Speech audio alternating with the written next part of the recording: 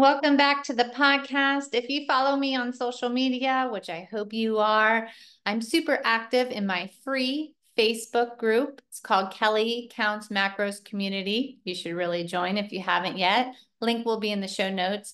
You know that I'm offering a free boot camp within my Kelly Counts Macros Facebook community called Kickoff to Summer Boot Camp. It's free. It will be an intense 5-day kickoff to summer so that you have your own custom plan to feel your best this summer, lose weight, have toned muscles, more energy, and actually want to have your picture taken.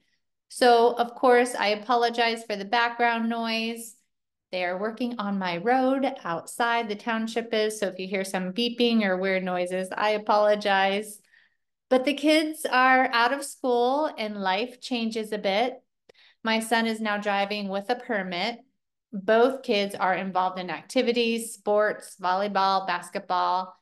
They have more of a social life than I do, but until my son gets his license, summer's going to be crazy for me as a mom. Ubering them around. I'm sure many of you can relate to this. So gone are the days that kids rode their bikes to their friend's house and played outside by the creek from morning until nighttime.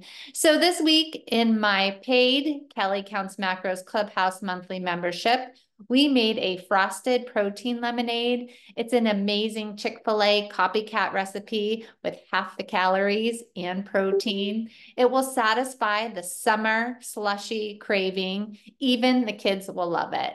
So let's get into today's episode. If you're short on time, some tips on how to count macros. Summer is coming and that screams busy and picnics, trips, amusement parks, beach, and all the fun things that summer brings. So this episode will be short and sweet because, well, we are short on time.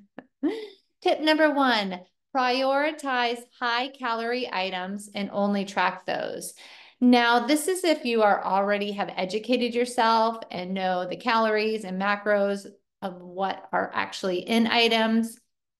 So calorie dense, peanut butter, avocado, oils, ice cream, sweets. So an example would be for a sandwich, focus on tracking the calories from the bread, the protein like chicken or turkey, and any high calorie dressings or spreads that you may add. Skip tracking the lower calorie items like the lettuce and tomatoes. This is if you're short on time and you need and want to count faster.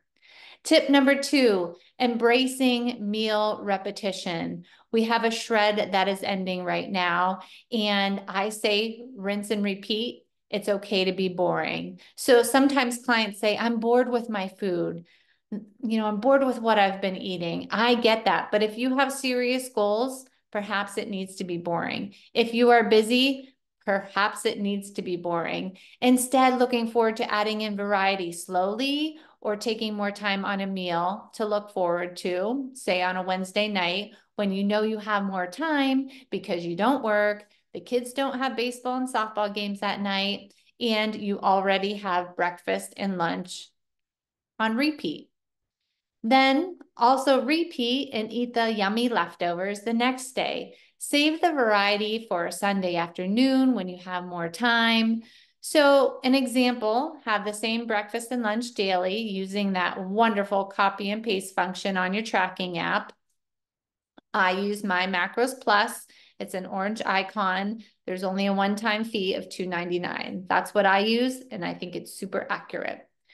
So reserve the variety for dinner or on weekends when you have more time and you want to enjoy and spend time making a fun food and enjoy it with your family. Tip number 3, create meal entries. So an example would be create a meal entry called morning coffee in your app.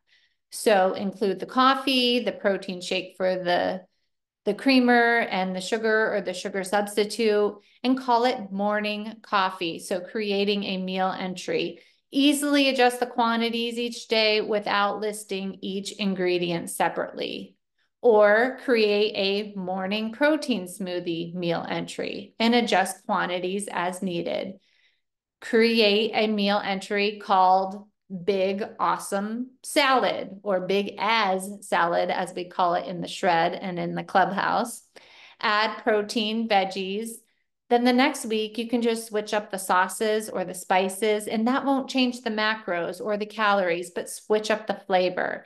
So instead of logging separate foods, log the meal, saving time, and just tweak the weights when you need to. Tip 4, batch cook and meal prep.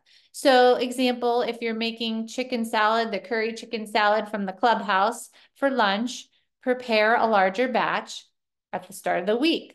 Log it once and then use that amazing copy paste feature that I love for consistent tracking throughout the week. So as you're making it, log it for the whole week.